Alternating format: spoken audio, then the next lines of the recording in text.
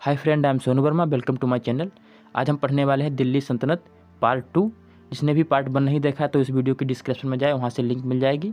और इस वीडियो में हमने एक टेस्ट इंक्लूड करा है, उसको ज़रूर लगाएं। इससे क्या होगा कि आपको पता लग जाएगा कि हमारी कितनी तैयारी है। तुगलक वंश जो 1320 से लेकर 1414 के मध्य चला था।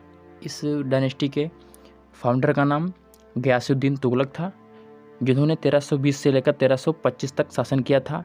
एंड इन्होंने गाजी की उपाधि ली थी। इनके द्वारा लेटर योजना की शुरुआत करी गई, नहरों का निर्माण कराया गया। ये क्वेश्चन यह बनता है कि सर्वप्रथम नहरों का जाल किसने बिछवाया था, वो हम आगे पढ़ेंगे। वो फिरोज बिन तुगलक के द्वारा नहरों का जाल बिछवाया गया था और गाजी का अर्थ है। नेक्स्ट, मोहम्मद बिन तुगलक जो 1325 से लेकर 1351 तक शासन किया था, सबसे ज़्यादा पढ़ा लिखा था। इसके अंदर पागलपन के गुण थे। यहाँ से क्वेश्चन पूछे जाते हैं। एंड दोआब कर में वृद्धि करी। दोआब का अर्थ यह होता है कि जो गंगा यमुना का जो क्षेत्र होता है, यहाँ पे खाद्यान्न फसलें सबसे अच्छी होती हैं। एंड राजधानी परिवर्तन करके दौलताबाद की थी इसने। आगे मोहम्मद बिन तुगलक ने टोकन करेंसी चलाई थी। एंड इन्हीं के शासनकाल में इब्न बतूता लगभग 1333 में आया था। कहाँ से आया था? मोरक्को से आया था। एंड इसकी एक फेमस बुक है जिसका नाम रहला है। और मोहम्मद बिन तुगलक ने इसको एक राजदूत बनाकर चाइना भेज दिया था। एंड इसी के शासनकाल में 2 नगरों का उदय होता है। वो कौन कौन से नगर हैं? विजयनगर जो 1336 में इसका उदय हुआ था। 1347 में बहमनी नगर का उदय हुआ था। एंड इनको फ्रीडम करने वाले जो व्यक्ति थे वो विजयनगर को हरिहर और बुक्का ने किया था। एंड बहमनी को हसन गंगू के द्वारा फ्रीडम कराया गया था। फिरोज बिन तुगलक, इन्होंने 1351 से लेकर 1388 तक शासन किया। इन्होंने 24 कष्ट पद करों को हटाया था। कर के प्रकार देखते हैं: जजिया कर, जकात कर, खिराज कर, खुम्स कर।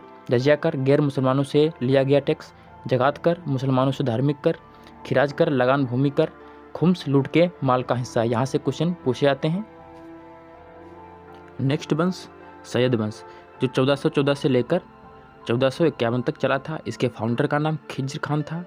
एंड 1398 में तैंगुर लंग ने इनको कुछ गिफ्ट में स्टेट दिए थे। वो कौन कौन से थे? लाहौर हो गया, मुल्तान, दीपालपुर। एंड इन्होंने सुल्तान की डिग्री नहीं ली थी क्योंकि तैमूर लंग के आक्रमण से ये डर गए थे, इसीलिए इन्होंने सुल्तान की डिग्री नहीं ली थी। खिज्र खान के बाद इनके लड़के आते हैं जिनका नाम है मुबारक शाह। एंड इनके टाइम में कुछ इंपॉर्टेंट पॉइंट हैं, वो देख लेते हैं कौन कौन से हैं। इनके टाइम में एक कवि था जिसका नाम था अहमद सरहिंदी। इन्होंने एक किताब लिखी थी, बहुत फेमस किताब है ये, तारीख़ मुबारक शाही। एंड इनके वंश का आखिरी सुल्तान अलाउद्दीन आलम शाह था। नेक्स्ट, लोदी वंश जो 1451 से लेकर 1526 तक चला। इसके फाउंडर का नाम बहलोल लोदी था। इसने फर्स्ट टाइम में अफ़गान स्टेट की नींव रखी थी। गुलाब वंश से लेकर सैयद वंश तक सारे तुर्क थे और लोदी वंश का जो बहलोल लोदी था वो अफ़गान था। इसने बहलोल सिक्के चलाए। ये इतने फेमस हुए थे जो अकबर के टाइम तक चलते रहे। सिकंदर लोदी, इसने 1504 में आगरा को कैपिटल बनाया था। एंड गजे सिकंदरी स्केल की शुरुआत करी। इसका कार्य होता है मेजरमेंट ऑफ लैंड, भूमि की माप के लिए होता था। नेक्स्ट, इब्राहिम लोदी, ये लोदी वंश के आखिरी सुल्तान थे एंड दिल्ली सल्तनत के भी आखिरी सुल्तान थे। इन्होंने घटोली युद्ध लड़ा था। 1517 से लेकर 18 के मध्य हुआ था। इब्राहिम लोदी वर्सेस राणा सांगा के बीच हुआ था। राणा सांगा मेवाड़ के राजा। लोदी वंश का आखिरी युद्ध इब्राहिम लोदी के द्वारा 1526 ईस्वी में इब्राहिम लोदी वर्सेस बाबर ने पानीपत का प्रथम युद्ध लड़ा था। इसमें बाबर ने इब्राहिम लोदी को हरा दिया था एंड इब्राहिम लोदी को युद्ध में ही मार दिया गया था। अब चलते हैं टेस्ट की तरफ। कुछ छूटे हुए पॉइंटों को क्वेश्चन के जरिए से पूरा करेंगे। यात्री इब्न बतूता कहाँ से आया था? मोरक्को से आया था। तराइन का द्वितीय युद्ध में किसने किसको पराजित किया था? मोहम्मद गोरी ने पृथ्वीराज को पराजित किया था। लोदी वंश का अंतिम शासक कौन था? इब्राहिम लोदी। एकतादारी प्रथा किसने चलाई थी? इल्तुतमिश ने। नेक्स्ट, किस सुल्तान की मौत पोलो खेलते हुई थी?